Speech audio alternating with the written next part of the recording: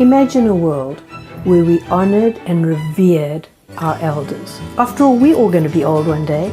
Isn't that how we'd like to be treated? Hi, I'm Carrie Corbet-owen. As I study the lives of centenarians, I can't help noticing how many ways of being they have in common. Just look how many Ruth has. My name is Ruth Margaret, and my age is 93. Okay, now tell me a little bit about your life. Oh, well, I was born into a farm family, the youngest of 9 children. I lived my first 18 years in that same house, and we knew fairly early that we were a part of a family and were necessary in that family, because as soon as we got big enough to do anything, we had chores. But you know, we had lots of freedom. When we weren't working, we could go out and play in the woods. We could go down to the creek and play in the woods, and our life wasn't so structured. And I think that's a wonderful thing for kids to have some free, unstructured time. I see my grandchildren, when they were little, everything was structured. There was almost no free time. Although I grew up during the Depression years, and we didn't have a lot of material things, but we had a great sense of family. And we always had food, because we lived on a farm. We had all kinds of food. We had a house, and my father had a car.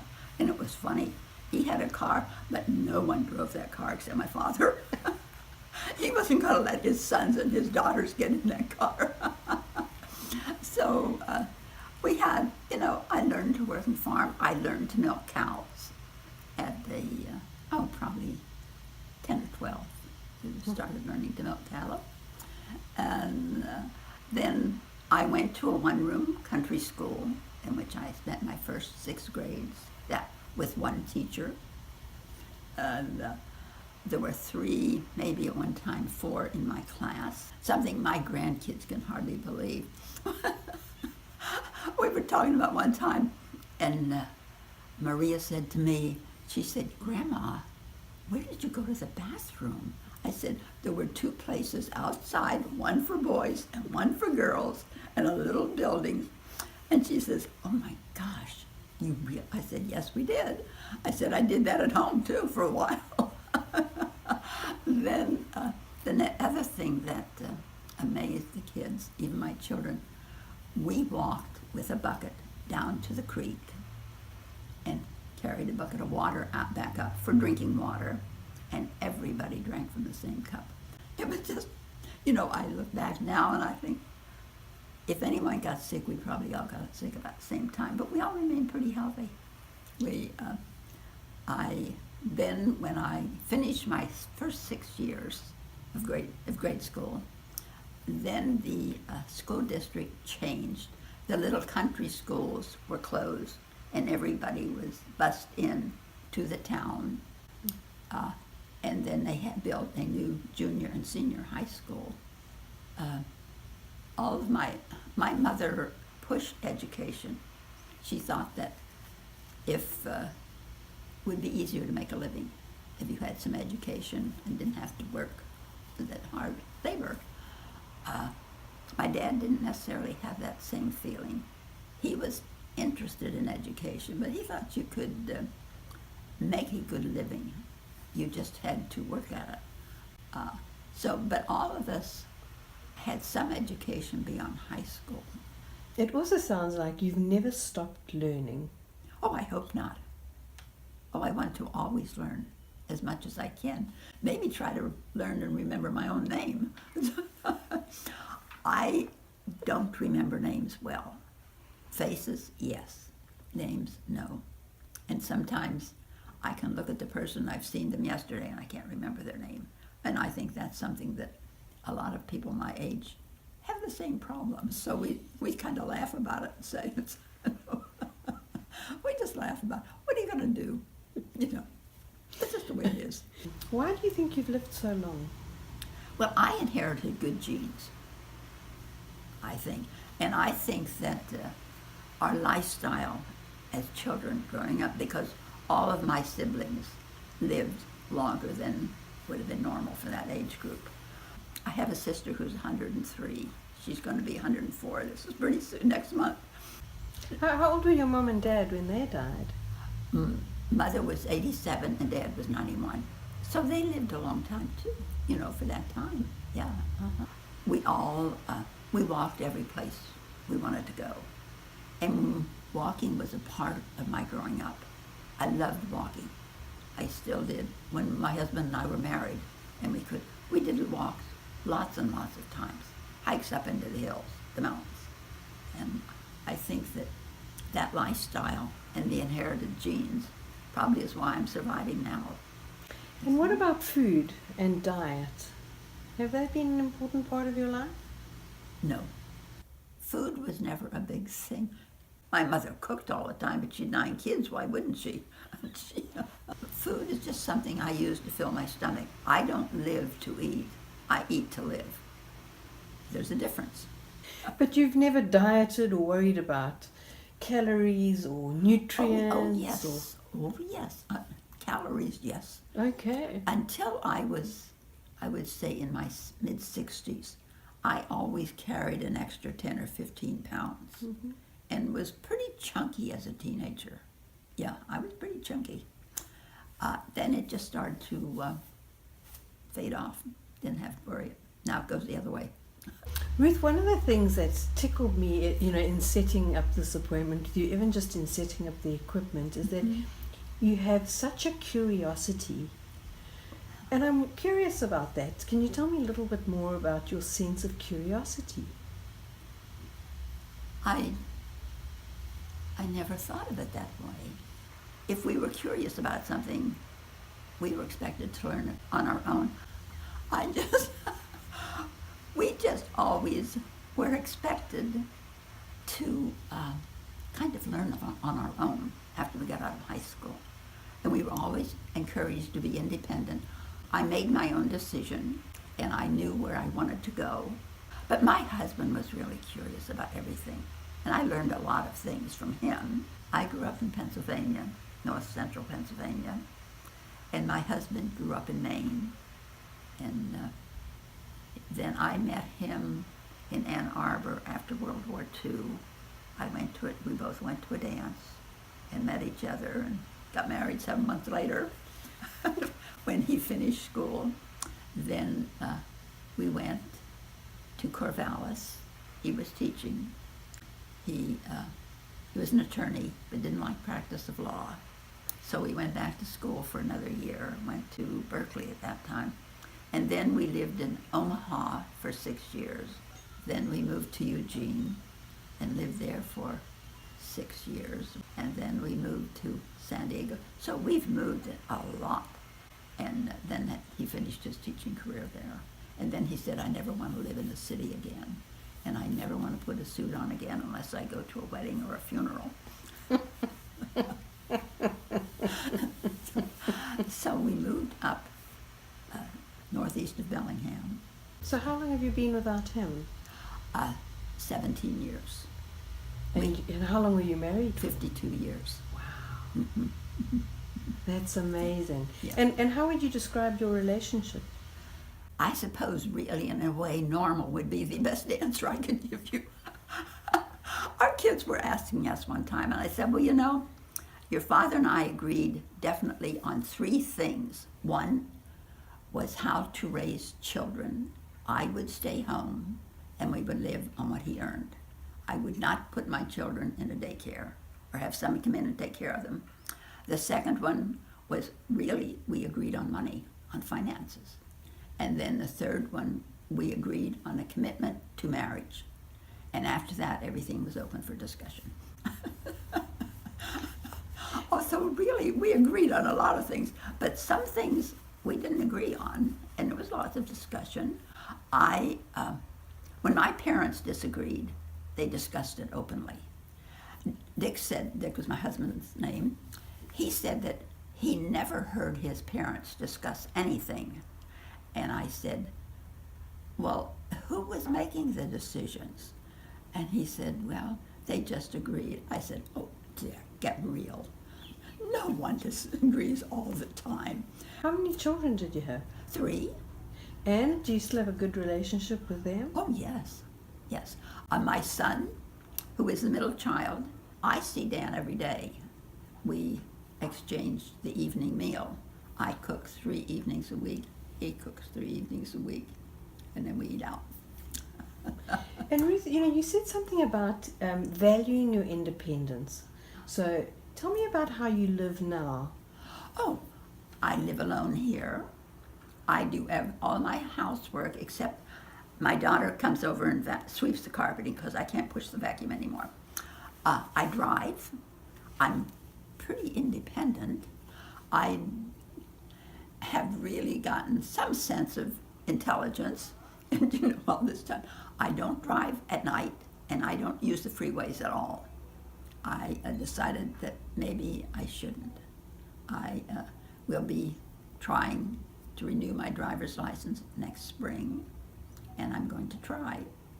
But I've never been in an accident when I've been the driver, and I've never gotten a ticket for a moving violation. I go to the exercise class, and I walk a lot. Not far anymore, but I try to walk for 20, 30 minutes every day when I don't go to class. I, for a long time, was quite involved in things in a group of people that I met from the church I go to, which was really beneficial when I moved down here, because I didn't know a soul in Vancouver. I didn't know anybody. I just knew. We had lived out in the country up northeast of Bellingham, and I said, there's no way that I'm going to live alone out in the country. When I knew I was going to move, I got a subscription to the daily paper here and had it sent up. And I looked at real estate and read the news, the police reports, and decided the areas that I didn't want to live in. Then I would come down on the train, and I wasn't finding what I wanted. I said, I want 2 bedrooms, I want an attached garage, and I want 2 bathrooms, and I want a 1-story place. I looked at this place. It took me about 5 minutes, and I knew this is what I wanted. So we did it.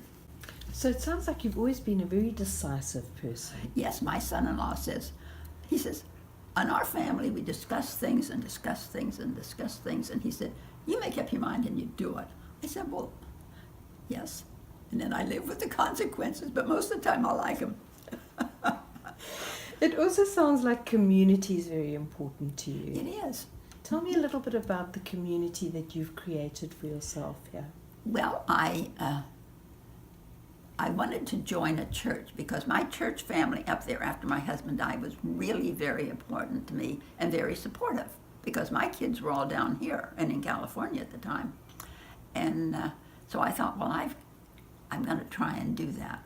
I met a woman through the Marshall Center down there, and we did some day tripping through that center. And then she said, well, why don't we go to the Elks on Sunday afternoon? You can dance and you can have something to drink. And I thought, oh my God, there's got to be something better than that. It isn't that I'm opposed to any of them, but I don't want to limit my Sunday afternoons to going to some place to try and snag someone. That wasn't going to be it. So I thought, yeah, I like to do day trips with her, but I'm not doing the others.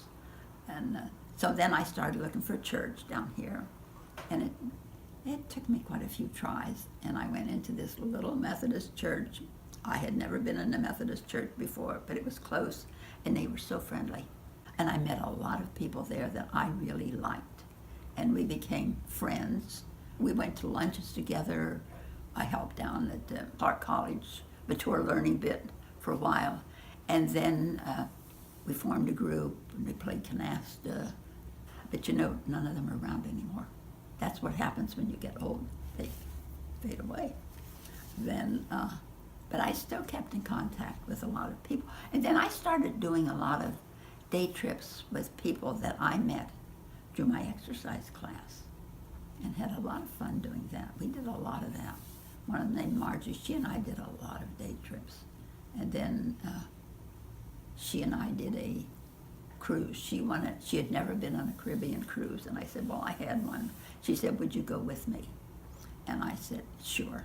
I didn't really like cruises, but I said I would, and we did. And she enjoyed it, and I did too. It sounds like your community is really important to you, but it also sounds like your faith is important to you. Well, I'm not a very religious person, but I think that what you get out of church and religion is such an individualistic thing. Church is important to me, but is it the social, the feeling of community? It certainly is a feeling of community that's very important to me. People describe God. I don't see God as a person. If there is a God, and I don't know whether there is or not, I'm just living my life. I'm living my life the best way I can live it. And I'm not going to worry about after I'm no longer here. None of my children have any religion. They all live good lives. I'm not going to worry about what happens to them.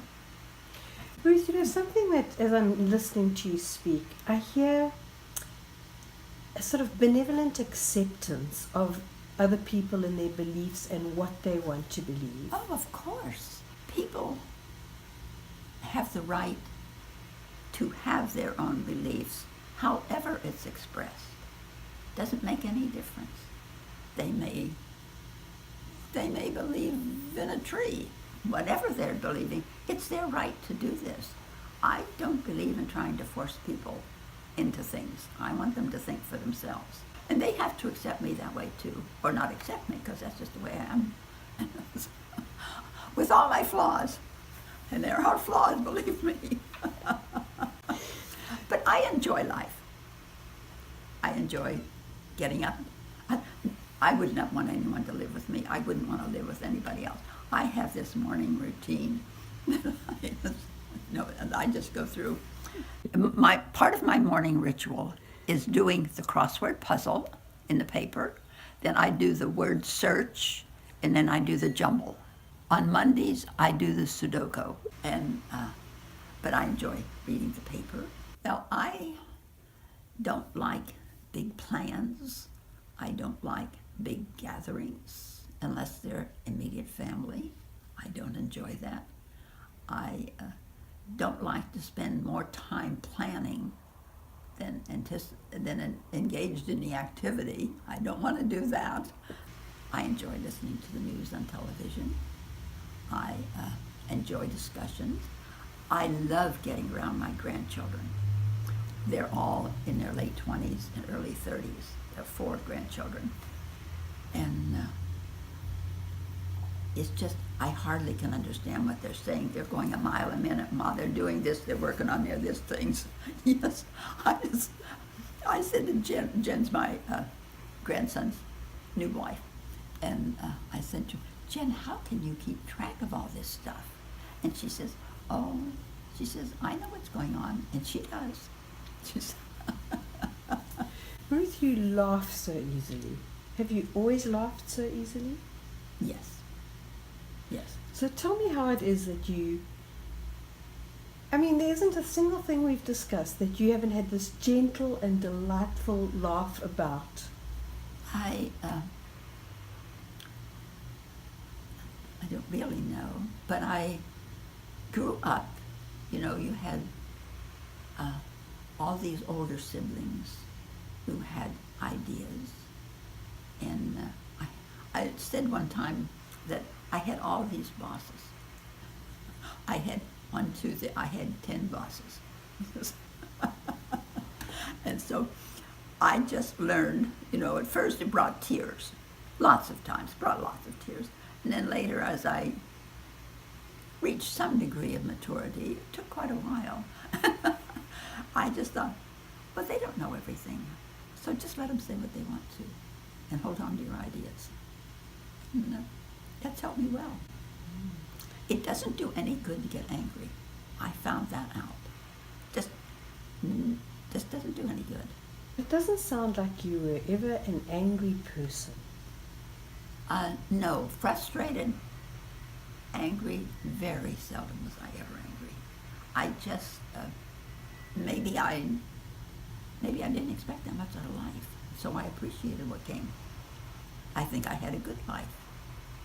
I was because as a family growing up, we all went our separate ways, and no one lived side by side with any of the other siblings. They all went different areas.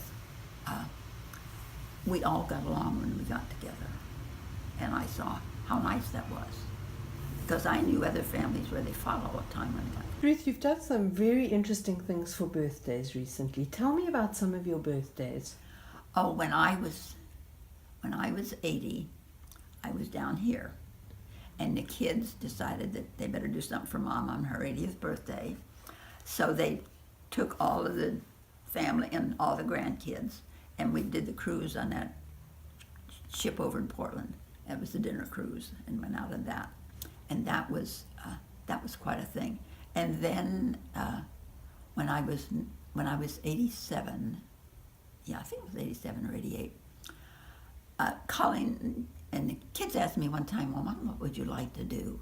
And I said, well, you know, I'd like to try river rafting sometime. And we went over the whole, not the grandkids on this one, it was the in-laws, or the kids and their spouses. And we went over to a little place downriver from Bend on the Deschutes River and rafted down the Deschutes River. I just couldn't make up my mind whether I was going to do this or not. I am not a good boater.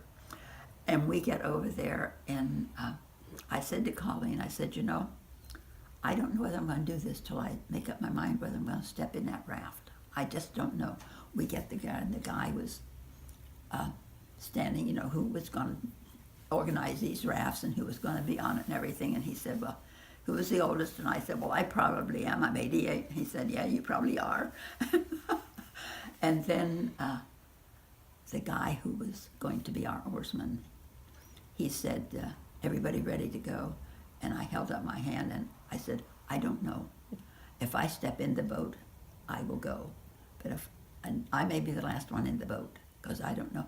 I thought we would go in and we would sit on something and then put our feet up. We sat on the edge of the raft, and I stuck my feet up under this thing in front of me, and we all had oars. We were supposed to, you know, this was to keep us busy. And I was just, I was kind of terrified at that point. But you know, after we went through the first rapids, I thought, this is fun. This is really fun. So we went down to, the guy who had handled the oars could have done this whole thing himself. He was a pro at this, but he made everybody do things. He asked people to sit in the front with their feet hanging out over. Well, I wasn't going to have any part of that, and didn't. And then we got off and went back up and ate our lunch and did another raft. And I really enjoyed that. Oh, that was fun. That was just fun, a lot of fun. And then for my 90th birthday, they asked me what I wanted to do. I said, well, I hope they're all here. And because, you know, when your grandkids get that age, they have their own thing they're doing. And Colleen and Heidi said, well, Mom, we want to have something for you. And do you want to invite your friends? Because or enough still living. And I said, no, I want this to be a family affair. See, that's me. I don't have it. But I said, at some point in time, I'd kind of like to zip line. And they looked at me, and I said, I know, but that's on my bucket list.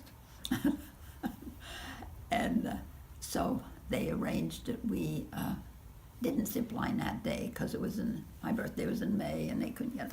But when they came up in the summer, we all went zip line up at, what's this place up here on the river? Skamania?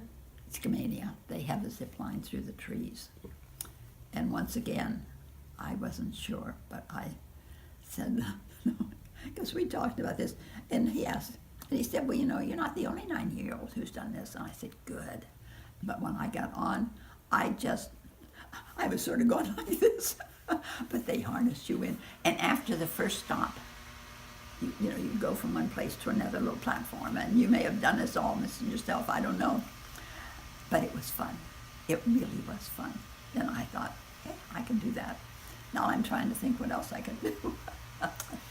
You said to me that for your 94th birthday you had a small little plan brewing. Do you remember what that was? Oh, yes. No, I haven't done that yet. I'm afraid I'll embarrass my kids. But I that's on my list. I really want to go. And Colleen looked at me. She's the youngest. She said, Mom, are you sure? She said, are you going to eat some, buy one of those brownies? I don't have any interest in reading. I'm not interested in smoking, but I would like to know. And I'm still going to do that. I'm going to do that. Yeah. It sounds like you've got such an adventuring spirit. Oh, I still have lots of things, if I'd had the body to go with it, that I would do, but I don't. And I accept that too. No, probably 6 or 8 years ago now, I said that when I was a kid in grade school, I remember studying Canada and hearing about the Great Slave Lake in northern Canada. And I said, gee, I'd like to see that sometime. And Dan was visited. He said, well, Mom, what do you want to do? We let me take a trip. I said, I want to go to see the Great Slave Lake, which is up north of Alberta. I went to the tourist office here, and she said, I never even heard of it. So I said, okay. So we took off. We went up through Canada. We went to Banff. We went to Lake Louise. We went to Jasper National Park and saw all those beautiful buildings. We went up north. We went up to where the Alcan Highway started and then drove north. The road was incredibly good, and we couldn't imagine why the road would be so very, very good, because there were no towns.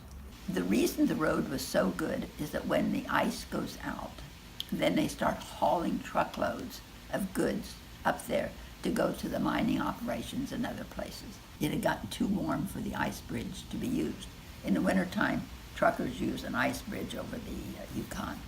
And that was an incredible experience. I really enjoyed that. Wherever you go, Ruth, do you experience a feeling of being loved by people? Oh, I think I am. They're accepted anyway. And that's good enough. But I get along with my in-laws, my 2 sons-in-laws, and I get along with my children, and I've always gotten along with my siblings. So I figure that's enough. If that's all I get, that's enough. Because you seem to have such a healthy sense of self-worthiness. And I'm wondering where that came from. I think that's something that I've learned over the years, that people like doing things with me. They ask me for advice. I think it's just something that if you live long enough, you get it. Just because you've lived and you've experienced a lot of different things, good and bad. Growing up, it doesn't sound like you had a fancy house, fancy cars. No. Were you ever envious of wanting those material things? I mean, really envious? When I was in high school, a friend of mine, we were good classmates, she had the most beautiful clothes. All the rest of us had on the other end. And I thought, how can she do that? Her parents are farmers. She has siblings. How can she do this? And I guess she was the first daughter and her mother wanted to have her. I don't know. We remained good friends, until we got out of high school. She got married and I went off nurse's training. You lose contact after a while. But other than that, no. I felt that if I wanted something better or different, it was up to me to get it. I never felt that once I got out of high school that my parents were responsible for me. My dad was nice enough to loan me money to go into the nurse's training. But after that, I made my own decisions, good and bad, and supported myself until I got married, and then we supported each other. So yeah, in that respect, I've always relied on myself. Have you always been someone who's gone regularly for doctor's checkups and done all the preventative things? No. We didn't have any medical coverage until we were in our 50s. And then Dick had his first heart attack. He was a little older than I am. And after that, we decided that better see if we can scrounge around and find some medical insurance. And we did. And then I thought, well, I'm going to start having physicals. I had just done scattered here and there. And I started having a regular physical. And I've always gotten the immunizations and things like that I've needed. And now, it's funny, and I'm sure you must have heard this before. I have something wrong, and I'll go in and I'll go to the doctor, and she'll say to me, well, Ruth, you're in your 90s. That happens. And I figure, it doesn't make any difference what you do. You're in your 90s. So basically, I don't go to the doctor anymore unless I have something that I can't handle myself. I've been in pretty good shape. I had cataract surgery. The easiest thing I've ever had done in my life. Ruth, you've said so many things that it just so confirms all of the research that I've done on centenarians. They're very light users of medical services. In fact, a lot of them actually actively avoid doctors and hospitals. Yes. How often have you been in hospital in your life? Well, I was in for 3 kids anyway. And I had a gallbladder surgery, and then I had to have a hysterectomy at one time. And that's the last, except for the eyes. I've reached that conclusion. I'm not going unless it's really absolutely necessary. People who listen or watch this can realize that you don't have to be wrinkle-free, and you don't have to look young to enjoy life. Be sure to look out for my next interview with the next remarkable elderly person.